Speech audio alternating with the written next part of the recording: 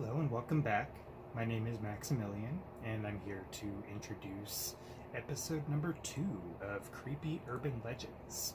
Today, I will be discussing a couple of maybe well-known, maybe not so well-known urban legends about the state of Alaska. Now, there was a whole bunch to choose from here, mainly involving cryptids, but I'm leaving cryptids more to my Creatures, Beasts, and Fiends series that I'm working on.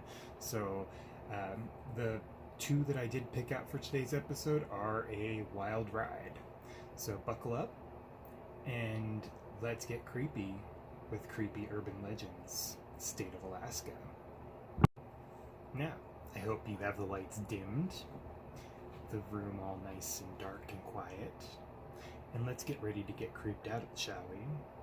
The first urban legend of Alaska that I'm going to be discussing today is the Alaska Triangle. Now, with a name that resembles that of the infamous Bermuda Triangle, the Alaska Triangle has similar essences of mystery to it. Being an area of wilderness that connects cities Juneau, Barrow, and Anchorage, the area also connects the northern edge of the Barrow Mountain Range. For many years, decades even, the area has been speculated as paranormal, involving a slew of disappearances and strange sightings. Now, since 1988, more than 16,000 disappearances have occurred within this area known as the Alaskan Triangle. More than twice of what is the national average. So that is a lot of disappearances to happen in a very specific range of land that is within one state alone. There are many theories as to why the disappearances occur here. However, the conspiracy theories made national headlines in 1972 when U.S. House Majority Leader Hale Boggs and a couple of congressmen, as well as the pilot Don Johns, disappeared in a private small plane over the area. Now, they sent in several private planes, military operations, and search parties, and no trace of the plane, wreckage, debris, or even the passengers were ever found. They just disappeared and were gone from obscurity. In 1986, a report was made to the Federal Aviation Administration, or the FAA, from a Japanese cargo flight that provides the basis for one extraterrestrial theory. Allegedly, Japan Airlines Flight 1628 encountered 3 unidentified aerial phenomenon over the expanse. The pilot reportedly thought the craft were military and paid them no mind in the moment. Moments later, he realized, though, that the objects were keeping pace and moving erratically around his own jet. Over the next 50 minutes, the strange aircraft followed Flight 1628's every move while emitting bursts of blinding light intermittently. The statements made by the crew were verified by civilian and military radar, and the FAA report went on to garner national attention. Another theory postulates that the triangle is home to massive swirling energy vortexes. These energy centers are believed to impact human emotions and behavior based on their rotation. A clockwise spinning vortex creates positive effects, while a counterclockwise spin promotes negativity and bewilderment.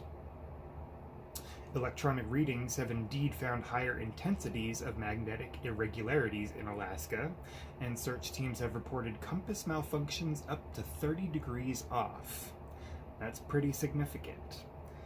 Volunteers often recount experiencing mysterious symptoms while searching the area, including disorientation and audio hallucinations. Now, I would like to know, do you feel like you would be brave enough to explore the Alaska Triangle? Let me know in the comments below. Now, for the second urban legend of Alaska that I'm going to be discussing here, I just want to preface this with a question. Who doesn't like a good ghost story? I know I love a good ghost story. Some things that just go bump in the night that have no really good explanation for. Enough to get the goosebumps going up on your skin and just making you feel a little creeped out. Now, this urban legend that I'm going to be discussing is the Historic Anchorage Hotel. Anchorage was in its infancy when the original Anchorage Hotel structure, located on the corner of 3rd Avenue and E Street, was built. By 1936, the city of Anchorage was growing so rapidly that they needed to expand. The current building, which is the Anchorage Hotel Annex, was built across the alleyway on 3rd Avenue, and a sky bridge was constructed connecting the two buildings. For many years, the Anchorage Hotel served as the city's primary meeting and gathering place, and at one time it was the only place in the new city where you could enjoy a meal served on fine china with linen and silver. Over time, the original downtown Anchorage Hotel structure was sold and eventually torn down. The annex building, however, continued to operate, but for many years it was neglected and allowed to fall into a state of disrepair. For a while, it even operated as various lodging properties under different names. But in 1989, under new ownership, the building was brought back to life, and the Historic Anchorage Hotel stands today as an important part of the city's heritage and a strong part of her future. Curtains rumbling, shower curtains swaying, and pictures flying. It's all par for the course at the Historic Anchorage Hotel.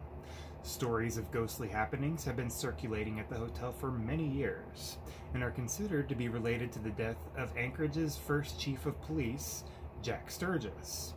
On February 20th of 1921, Chief John Sturgis was found shot in the back with a bullet from his own gun, steps away from the Historic Anchorage Hotel. It is rumored that his ghost returns to the scene of the crime each year, haunting the location of his untimely death and seeking justice for a crime still unsolved to this day. Sightings are so frequent that the staff keeps a ghost log in which a number of their guests have shared their encounters.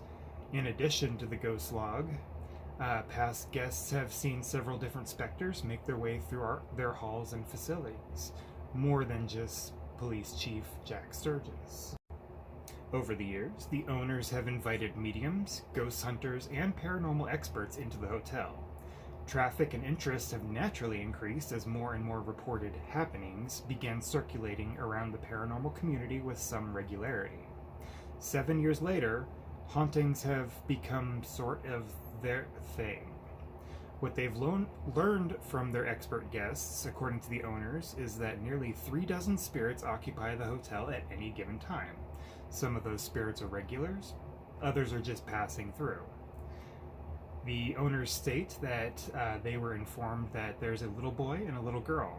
They didn't happen to pass away at the hotel, but at the hospital when it was just adjacent to them on L Street. The ghosts just happened to have wandered over there. Now, do you think that you'd be brave enough to spend a night in the Historic Anchorage Hotel and tell your tales the next morning? Let me know in the comments. Thank you once again for joining me for another rousing episode of Creepy Urban Legends. I'm glad to be able to explore these different stories with you, and I would absolutely appreciate if you like this content to go ahead and hit that subscribe button, the heart button, and leave a comment below what you think, as well as any suggestions for urban legends that you would like to have discussed about your state. And as always, just to keep your eyes open, new episodes of Creepy Urban Legends will be dropping on this channel on Saturdays and on Tuesdays. Next one will be coming up on Tuesday, so keep your eyes open. Have a fantastic day, and as always, stay creepy.